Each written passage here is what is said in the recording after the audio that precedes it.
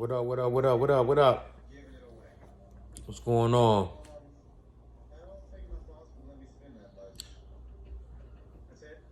It's been a very long time since I did a video, so I'm about to do another one, you know what I'm saying?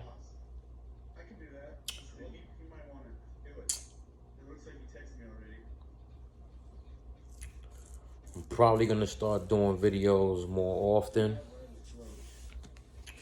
Um, just cause I feel like that's the thing to do. Just be very informative. And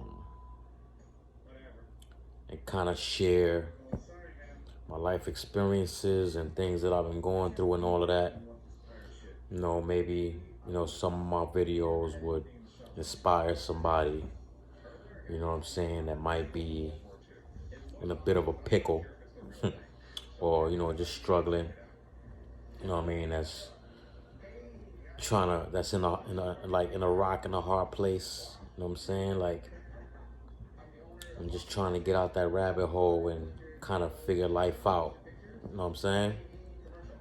So, the last video I did, it was touching. It was emotional. It was I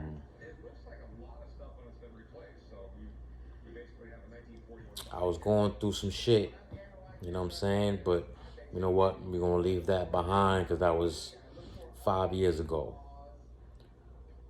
Fast forward, I've gone through a lot, you know what I'm saying? And I was trying to find my way.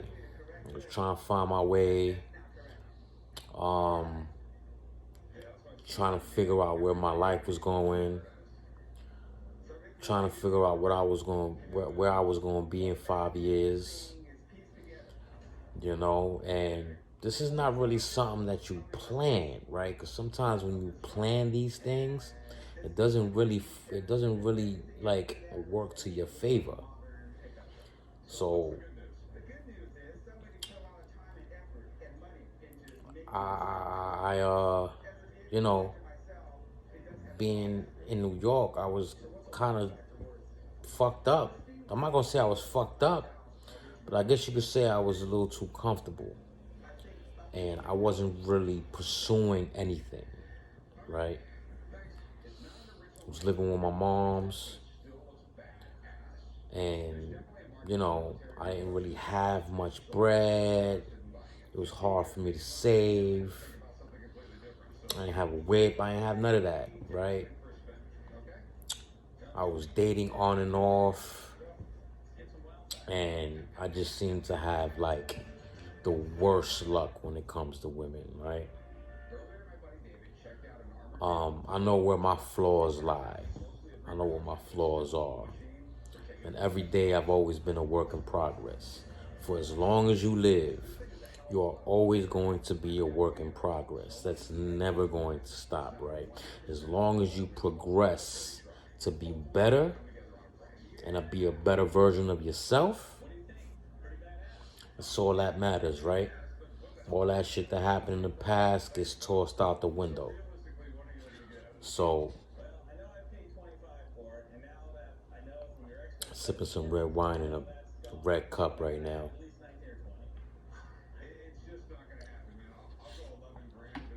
So some major changes has happened as of late that kind of just fell on my lap.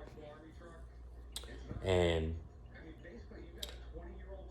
I didn't think any of this would have been in my cards. But you know what? It was God's plan.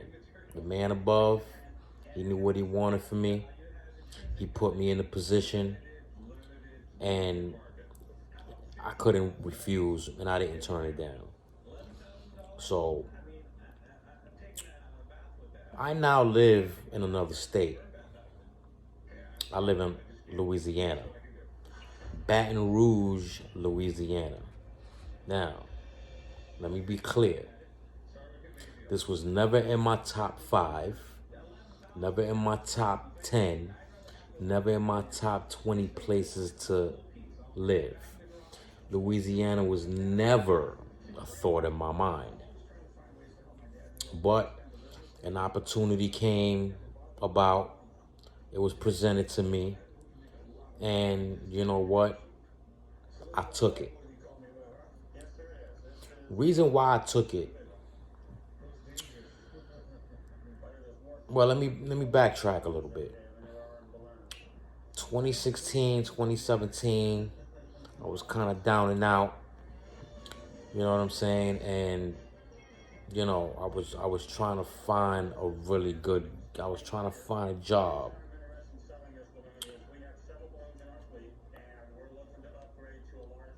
Trucking was always my go-to as far as a career was, because I have a passion in driving.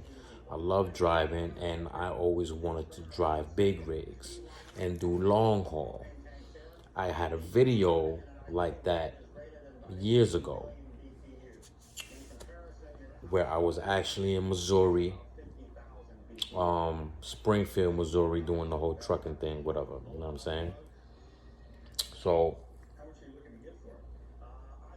shit fell through the cracks, shit didn't work out for me, came back home to nothing, ended up landing a job with this transportation company or whatever, paratransit, called Accessoride. They was hiring. I'm like, you know what? I might as well just take this. You know what I'm saying? Because I got to take whatever's given to me, right? Beggars can't be choosy, and I needed a job ASAP. I ain't have no bread. I had to end up selling my dog, my baby, Jade, my beautiful, beautiful dog, just to make some money because I was fucked up. I was broke. I came back with nothing. You know what I'm saying? So I got this gig to become a driver, paratransit, whatever, transporting 88 clients, which is Americas with Disabilities Act, providing transportation services with people with special needs, people who have physical limited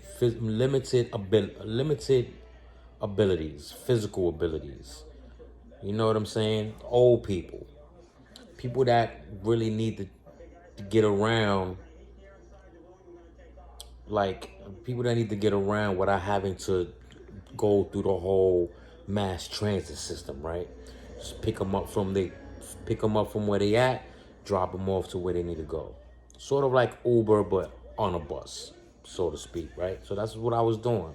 So I became a driver. I got my CDL, Class C, whatever. I became a driver.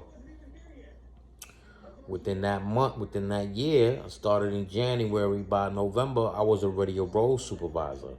I got offered the position to be road sup. My name was ringing bells because, of course, I am a really good, respectable dude who respects my elders. I treat all my elders like they're my moms and my grandparents and all of that, right? So once they're in my care, they're gonna be taken care of. You feel me? So my name was ringing bells because I had a lot of customers and everything, you know, call in to give to give a good recommendation about me, to give good praises about me. So position for road sup came about, so I ended up taking it.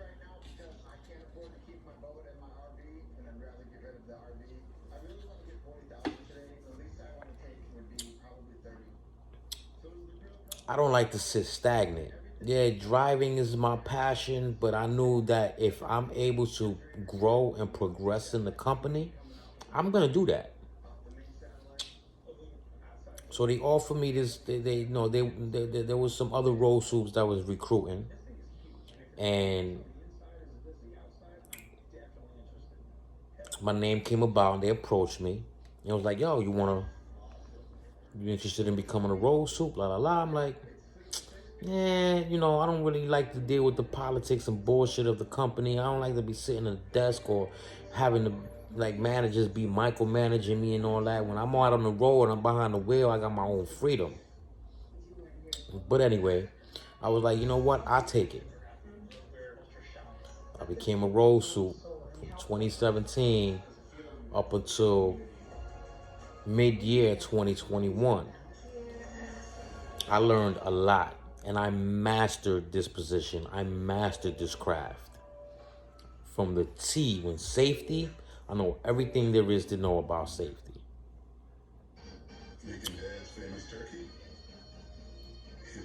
Other opportunities was coming about within the company in Brooklyn where I was at, right, in that location, and I was always applying, but niggas wasn't even trying to see me. It was always a favoritism type of thing. Like they already pre-picked who they wanted for the position, without motherfuckers even having to fucking apply or interview for it, right? They just bring them right in. So they always overlooked me, knowing what my talents were, because I knew my shit. I'm not gonna front. 2016, 2017, 18, 19, 20, 21. 5 years. I know my shit. I've known my shit. Nobody can ever take that away from me. Right? So fast forward 2021, beginning of 2021, whatever. You know, my bestie, my girl, my everything. She's dope. She's like my best friend. Joyce Young, shout out to you. That's my bitch. She's management, operations manager. We cool. We like this. To this day, we talk or whatever. You know what I'm saying? So another location that we have in Louisiana, Baton Rouge or whatever, they needed help. Now, mind you, I've been there for a minute. I didn't know that if other locations need help or whatever, you can volunteer to go help out in other locations in different states. Because we got mad locations in mad different states, right? So they had called her, whatever, to see if she wanted to volunteer, but her superiors, her boss or whatever, shout out to Cavo, they didn't want to let her go because they were short-staffed and she knew a lot of shit. Other than her own position, she knew other positions. So she was like the jack of all trades in that other location. You know what I'm saying? In Staten Island, shout out to, you know what I'm saying, Envy in Staten Island. So first person she calls was me. Yo, Pop. Yo, you want to go to Louisiana? I'm like, go to Louisiana for what? The fuck I'm gonna do in Louisiana? She's like, yo, they need help out there. They asked me to go to fill in to be an acting safety manager. But she was like, Cabo, you know, her boss was like, she can't go.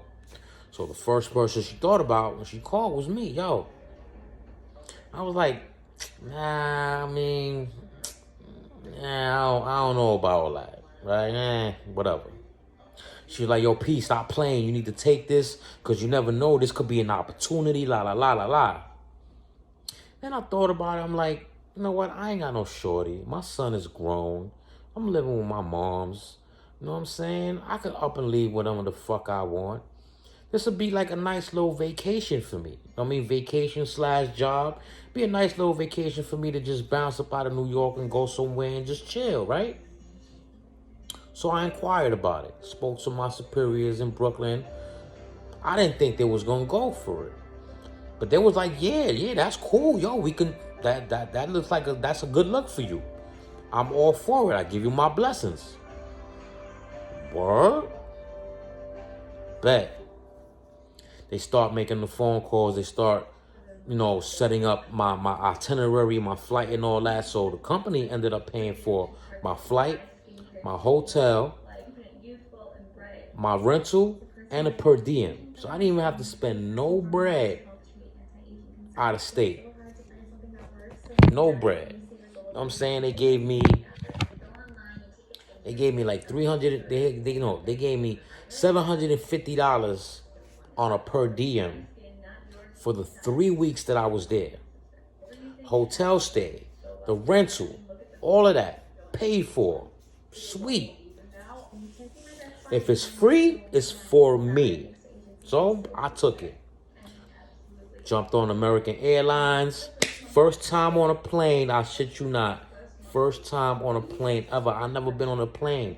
And I kind of sort of had like a little phobia with planes. Like it was kind of a fear. But for me to go out there to really see what's up and make, and see if there was an opportunity there, I had to kind of man up and be like, yo, fuck it, I'm going to get on this plane. Got on the plane, whatever. Shit was cool, shit was smooth, but I was like a little kid in the candy store looking out the window. I had window seats and all that. Shit was dope. I ain't going front. It wasn't even scary.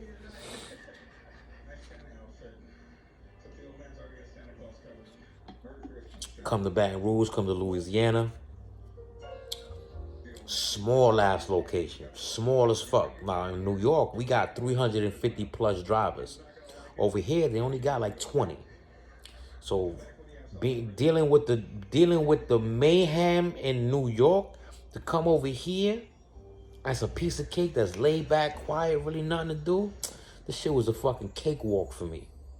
And I'm playing the position of an acting safety manager.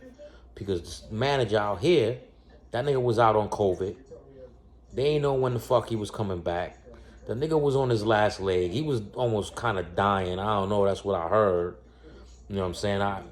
The rumors could be wrong, but they know the dude, so it could be valid, right? So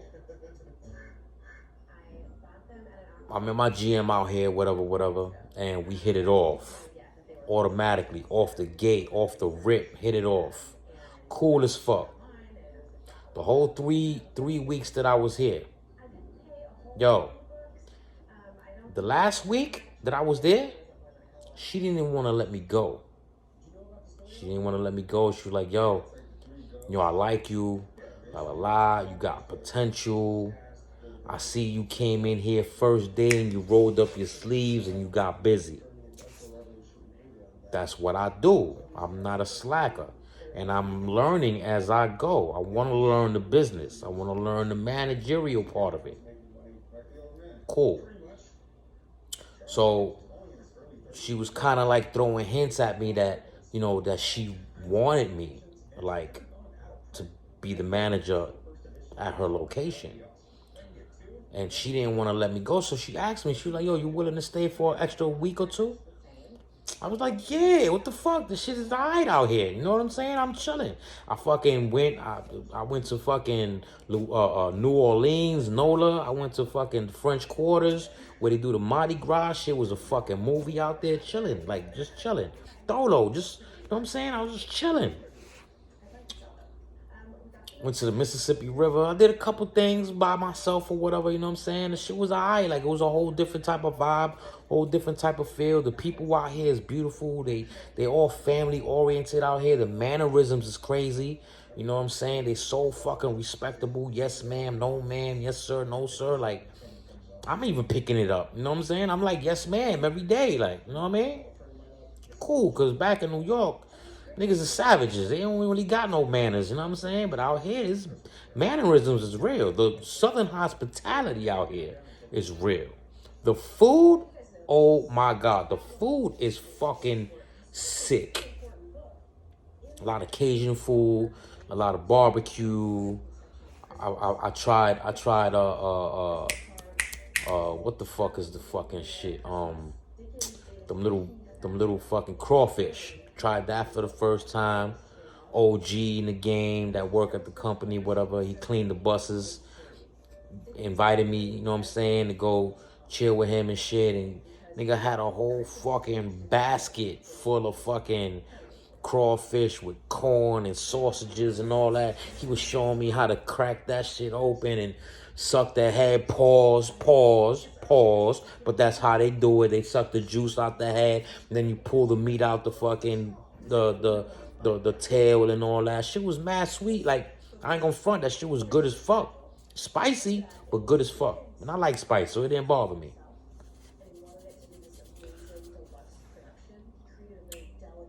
So I was like, yeah, cool, I stay. I ain't got no problem with that. I'm good with that. They reached out, she reached out to my superiors reached out to her. It was like, nah, that's a dub. We need them back.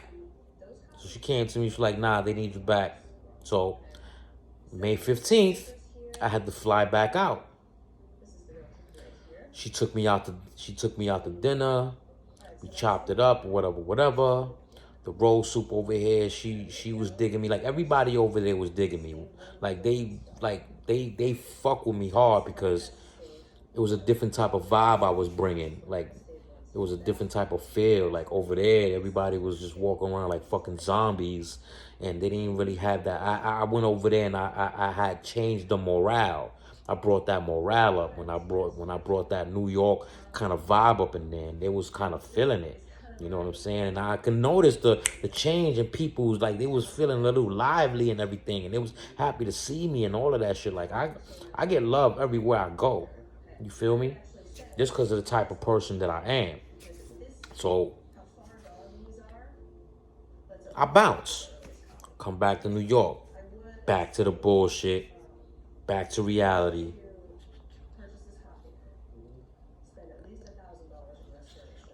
A couple weeks later, I get a phone call. It's the GM out here in Baton Rouge. She's like, hey, Mr. Pablo, because she calls me Mr. Pablo. I call her Miss Leslie. So I'm like, hey, Miss Leslie, how you doing? Oh, what a pleasant surprise. It's good to hear from you. Like, what's up? What's going on?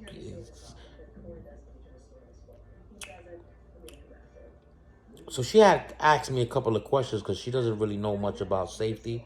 So she was asking me a couple of questions about documents and some certain shit like that, right? So I was, every time that she needed some type of help with safety, when safety was concerned, she would call me. She wasn't calling nobody else.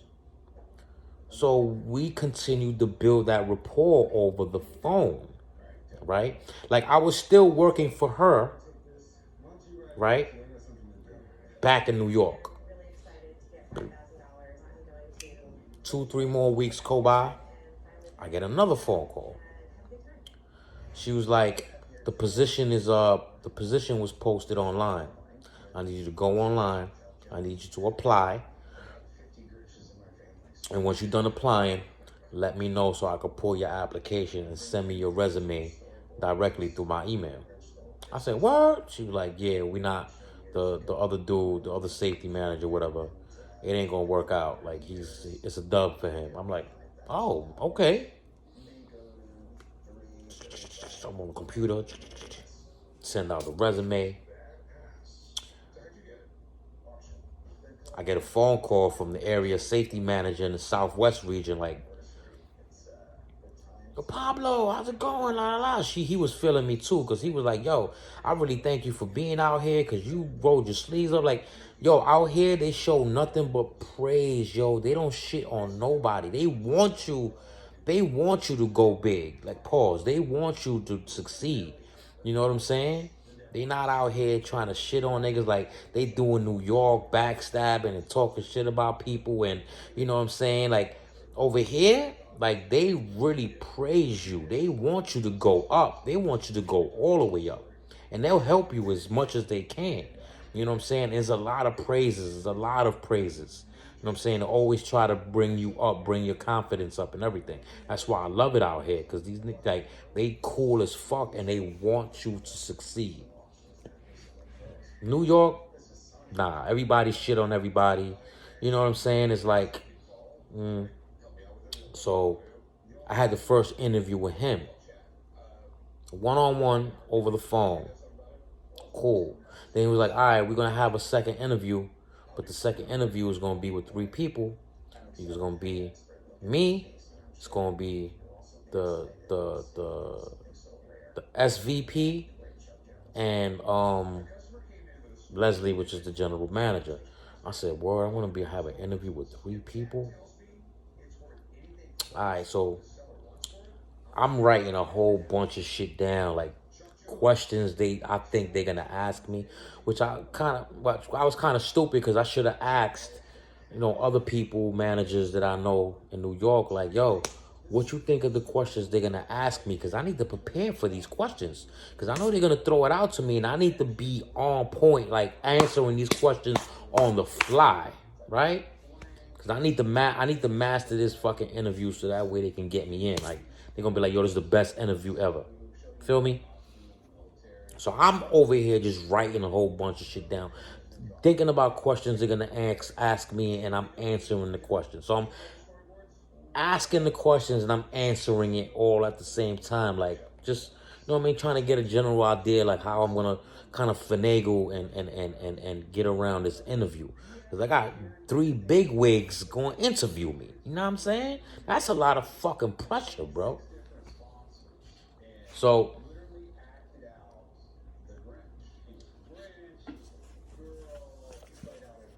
interview day comes. Yo, when I tell you I fumbled the ball, I fumbled the fucking ball. I shitted on myself. When I tell you that I shitted on myself, I already knew I wasn't going to get the job. Because I was stuttering. I was pausing. I was thinking too long. The questions that was throwing at me, like, I just wasn't prepared for it. It was definitely nothing that I had wrote down, or the ideas or what I thought they was going to ask me. I fucked that whole interview up. It was about 30 minutes long. Let's say I fucked up maybe the first 10 minutes of the interview, I fucked it up.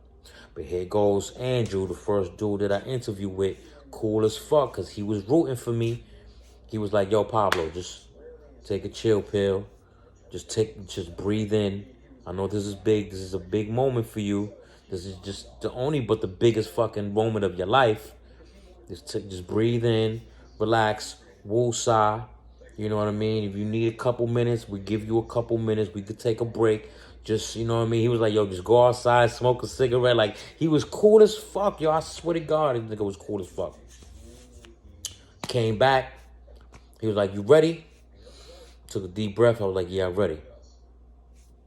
Boom. Started asking me questions, and I just started laying it down. Boom, boom, boom, boom, boom. So they uplifted me. They uplifted me.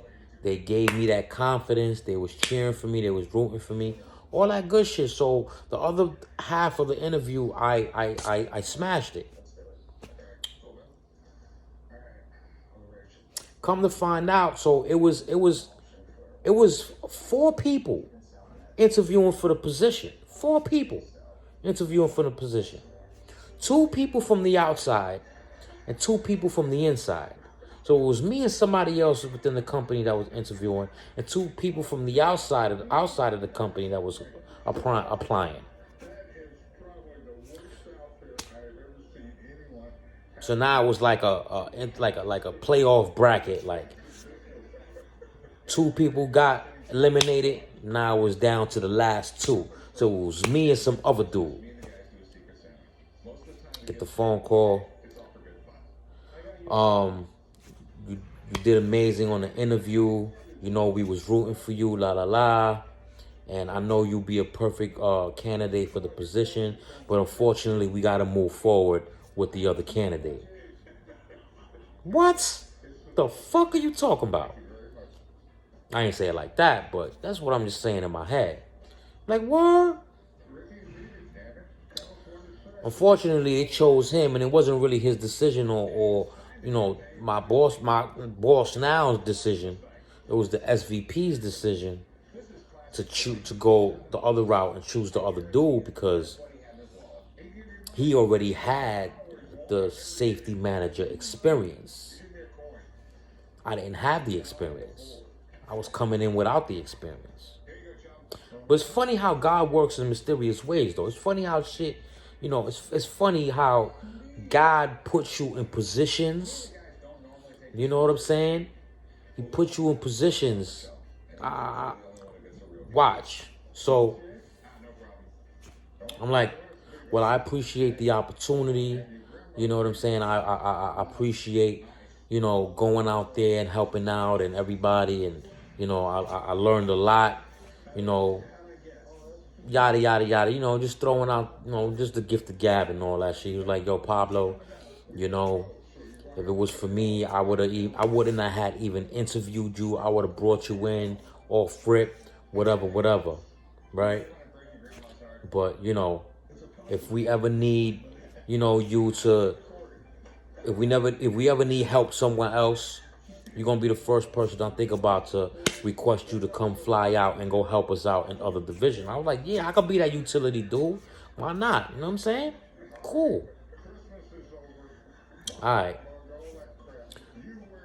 My boss now, she kept keeping in touch with me, asking me questions about safety, whatever, because the nigga that they was training, the nigga that got the job, he didn't go to the location right away. He had to go out to fucking, what was it? He had to go out to Texas or Chicago to train.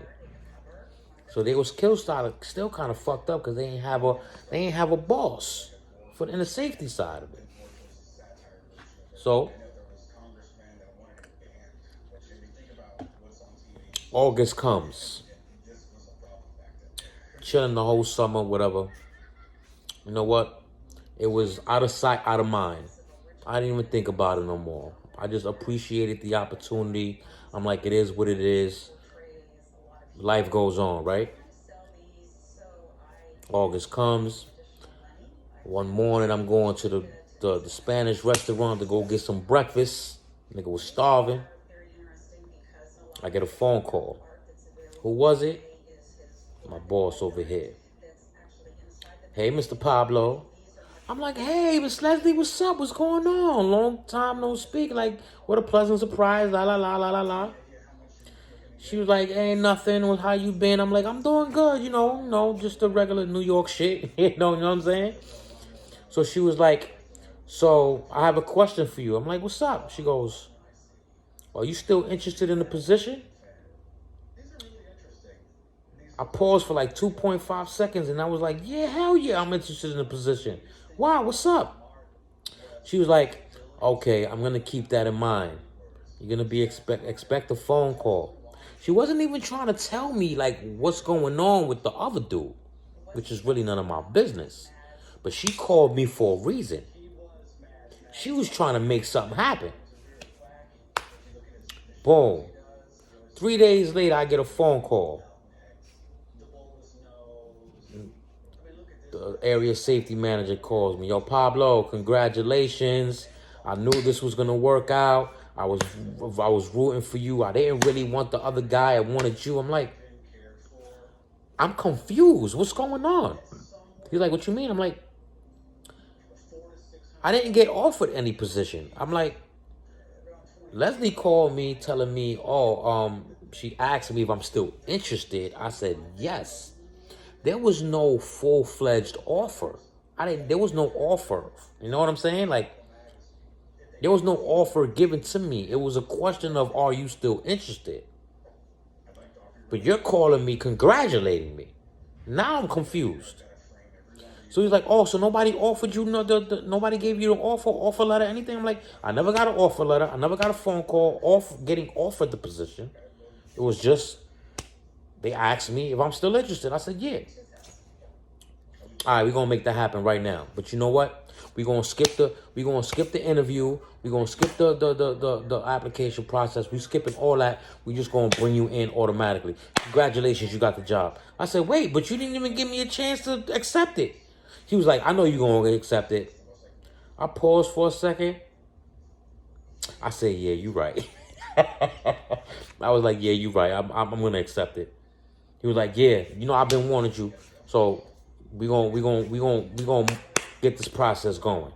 Congratulations. Hang up the phone, whatever. Get the phone call from 2-3 other people.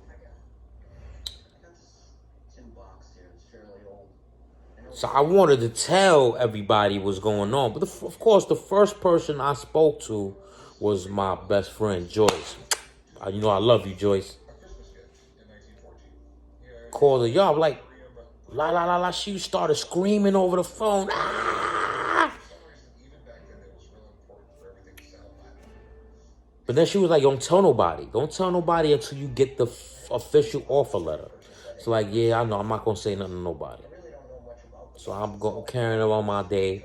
It took about maybe a week to get this offer letter. So I was like antsy already. Like, yo, when the fuck am I going to get this fucking offer letter? So they give me the offer letter. I get it in the email. I read the offer letter. I said, yeah, I'm out. Yeah, I'm out. Signed the offer letter, sent it right back to them. After I did that, I went and spoke to my superiors, told them like, yo, they just offered me the position as a safety and training manager at the Baton Rouge location. Yo, I'm out.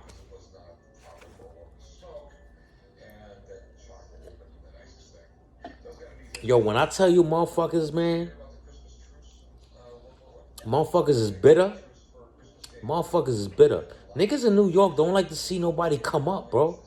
They be hating. Even when they're in a good position, a better position than you, they still don't want to see a nigga come up, bro. They always want to see niggas just stay where they at while they keep rising. You know what I'm saying? Like, I don't understand that, bro. Like, yo, we all came from the mud, my nigga. You came up, let me come up too, bro. Like, you're supposed to be congratulating me, fam. Like, what the fuck? Anyway, that's neither here nor there. It is what it is. So, I am now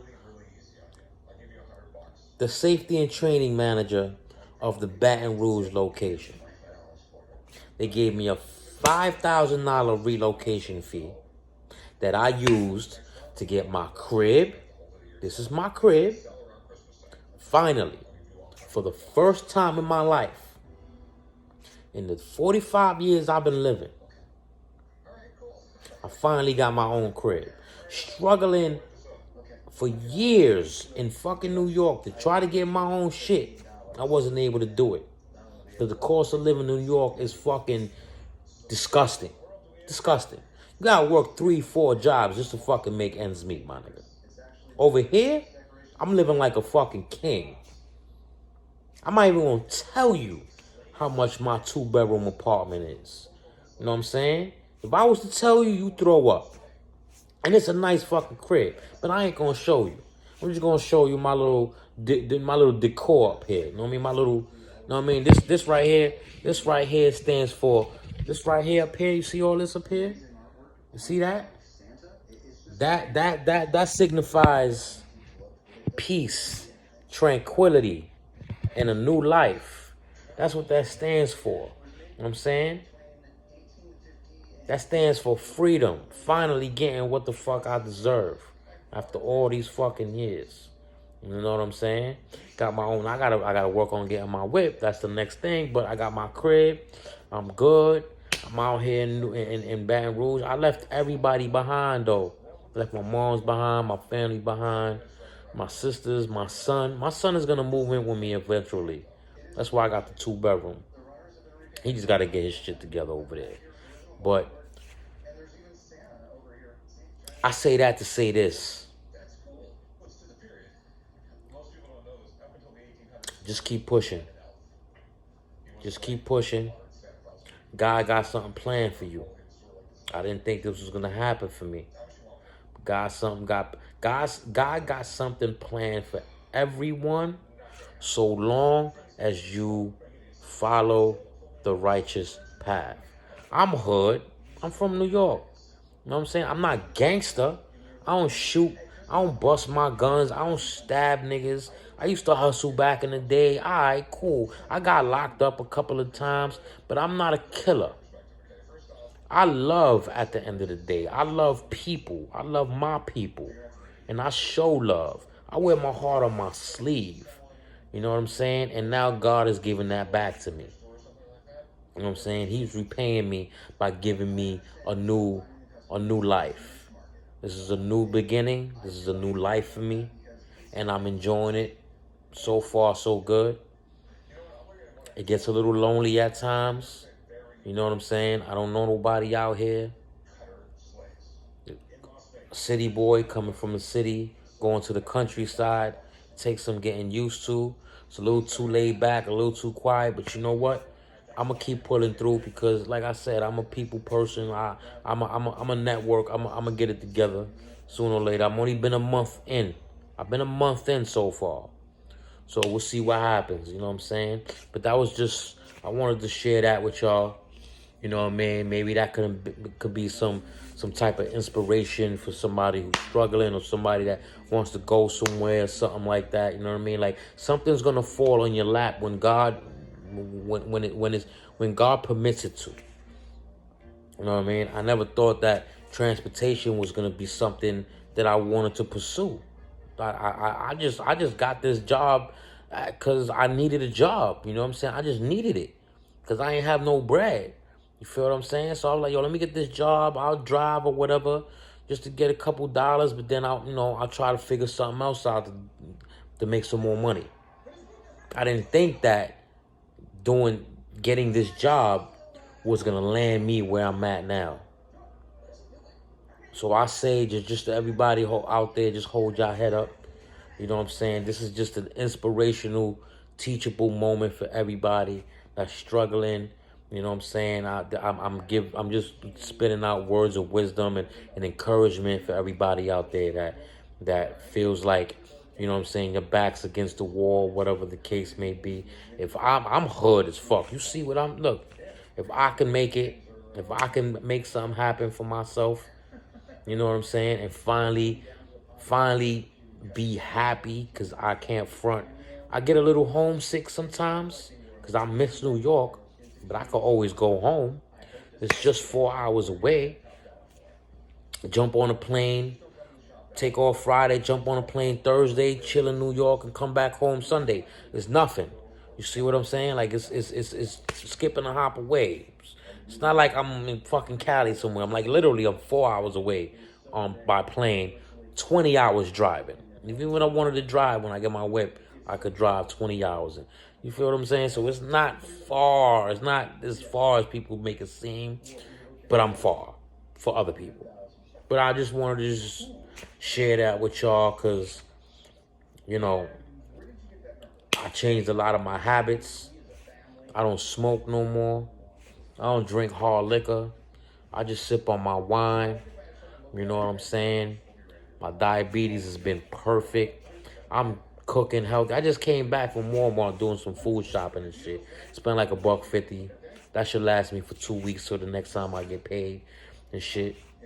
I'm good, man. I'm good. And I want everybody out there to be good too. You know what I'm saying? I want everybody to be out there to be good. Take this as a teachable moment and learn a lesson. Like, yo, like,